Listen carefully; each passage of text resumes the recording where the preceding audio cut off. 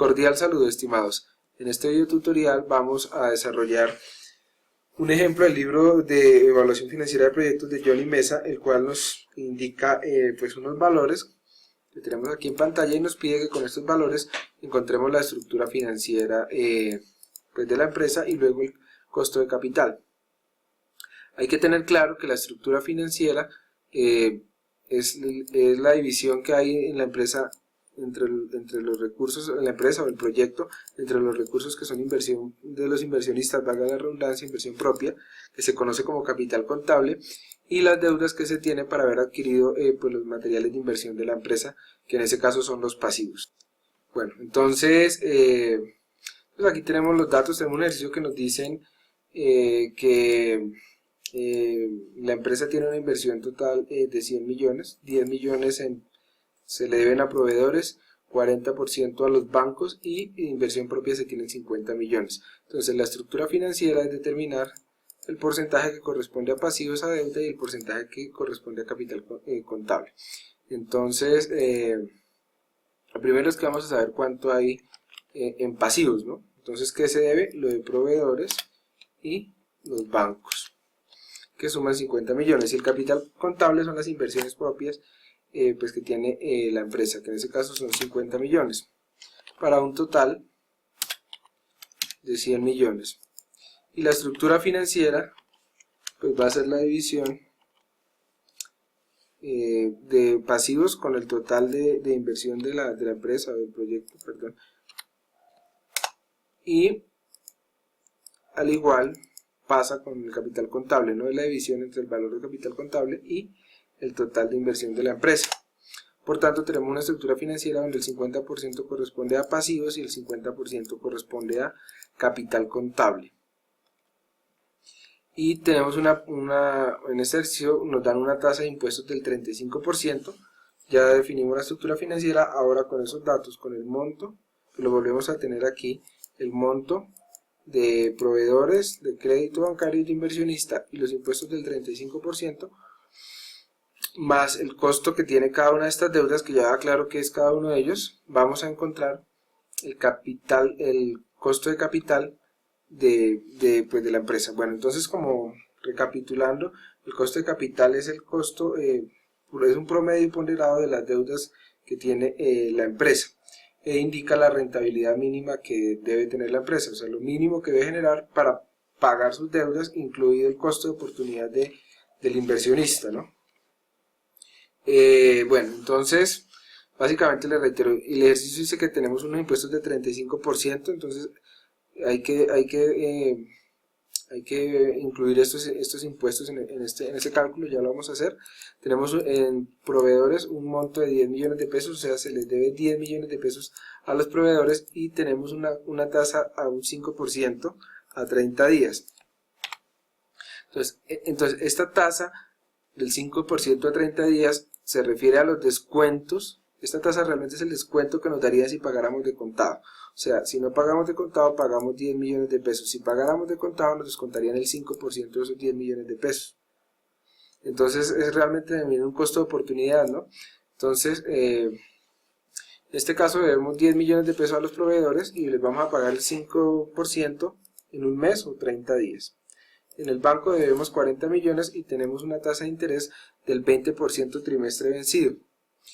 Y en los inversionistas dieron 50 millones, y los inversionistas básicamente esta tasa corresponde al costo de oportunidad, a la tasa de interés de oportunidad de la inversión, ¿no?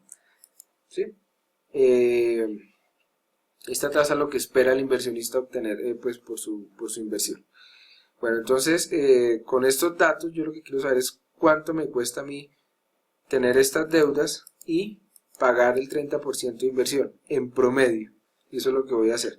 Entonces lo primero que voy a hacer es, como este es un costo de oportunidad y tengo unos impuestos del 35%, que el proyecto paga 35% de impuestos, entonces voy a encontrar primero la tasa efectiva mensual, porque eso está a 30 días, entonces es un mes, la tasa efectiva mensual de los proveedores. ¿Cómo lo hago? Entonces yo lo que voy a hacer es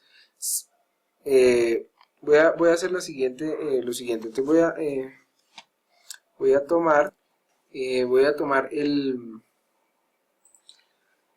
costo del descuento y se lo voy a aplicar a los 10 millones. Que, bueno, perdónenme, aquí lo coloco en general. ¿Qué quiere decir este valor? Que son 500.000 pesos. Este valor quiere decir que si yo hubiese pagado a contado, me hubiesen descontado 500.000 pesos. De lo contrario, si hubiese pagado 500.000 pesos, entonces ¿cuánto hubiese quedado yo, hubiera pagado realmente? 9.500.000. Es decir, pagué 10 millones, por tanto dejé de recibir un beneficio del 5% que corresponde a 500.000 pesos. Porque tenía que pagar 9 millones y medio si me aplicara el descuento de 500.000. Entonces, ¿esto qué costo tiene? Entonces, el 5%, que es lo que me tenían que descontar, pues que no hice uso de eso, y lo que debía pagar a 9.500.000 pesos. Entonces, este va a ser nuestra tasa de interés efectiva. Recuerden que es mensual, en este caso nuestra tasa de interés efectiva mensual, es una I mensual, corresponde a la tasa de interés de los proveedores. Es efectiva porque es lo que no usé, ¿no? Entonces, para hallar el costo efectivo del crédito, voy a tomarlo como un crédito, voy a descontar el valor de los impuestos, ¿no? Entonces, utilizo la fórmula, esa I que acabo de calcular, la multiplico por 1 menos la tasa de impuesto. Y obtengo la tasa pues de impuesto efectiva para el periodo, que es para el mes en este caso. Ahora voy para la trimestre vencido. Entonces, la trimestre vencido, voy a hallar primero la tasa efectiva trimestral, que en ese caso esta es una tasa nominal, este 20%, la divido en 4 porque 4 trimestres tiene el año. Vamos a cerrar eso en un paréntesis, y eso me indica que la tasa efectiva trimestral es del 5%. A esa tasa del 5% le voy a multiplicar igual, le voy a descontar los impuestos, por 1 menos el valor del impuesto, que es 35%, y eso me da 3.25%. En cuanto a la tasa al inversionista, está en términos anuales. Como esta es una tasa de un costo de oportunidad que genera el mismo inversionista por emplear los recursos en este proyecto, no se le aplica interés. Entonces obtengo un interés del 30% efectivo anual. Ahora, estas tasas para poder hacer estimaciones deben estar en la misma unidad de tiempo. Entonces, esta tasa es una efectiva mensual, esta es una tasa efectiva trimestral y esta es una tasa efectiva anual. Entonces voy a pasarlas todas a efectivas anual. Entonces empecemos con la tasa del inversionista. Es el mismo valor porque está en efectiva anual ya, entonces pasa a efectiva anual siendo el mismo valor. Y la tasa, bueno, hagamos primero esta, la de los proveedores, es el 3.42 efectivo mensual. Entonces voy a utilizar la función int.efectivo y voy a tomar esta tasa, la voy a multiplicar por 12 porque 12 meses tiene el año, y con eso en la función pues estoy agregando la tasa nominal y el número de periodos en el año. ¿Cuántos meses tiene el año? 12. Entonces obtengo la tasa efectiva anual de los proveedores, que también es un costo de oportunidad, recuerden, ¿no? Es el descuento que no me hicieron.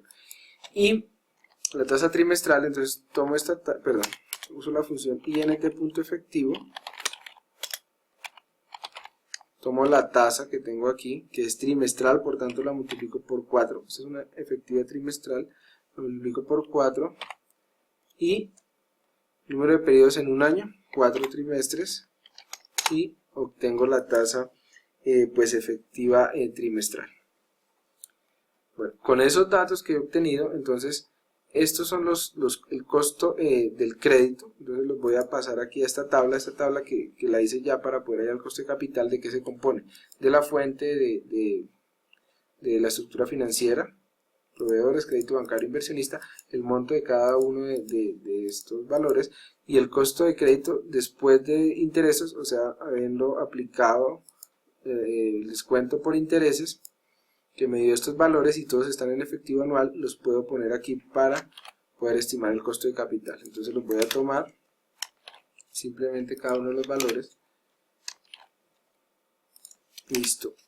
Y ahora vamos con el porcentaje de participación. Entonces, ¿qué es ese porcentaje de participación? Es el porcentaje de proveedores en el total de inversión de la empresa, el porcentaje de crédito bancario en el total de inversión de la empresa y el porcentaje de inversión de inversionistas en el total de inversión de la empresa. Entonces, la inversión de la empresa son 100 millones, que es la suma de estos tres valores, y para sacar su participación divido cada valor, voy a fijar esta celda, en el total de inversión y arrastro. Entonces, el 10% corresponde a proveedores del total de la inversión de la empresa, el 40% corresponde a crédito bancario y el 50% a recursos propios del inversionista. El costo promedio de capital es con la fórmula es simplemente multiplicar y sumar, o sea, la suma producto. El costo de capital es la suma producto de cada uno de estos valores. Es decir, en el primer caso voy a multiplicar el costo de crédito después de intereses por el porcentaje de participación, que es 10%, perdónenme, acá, y luego voy a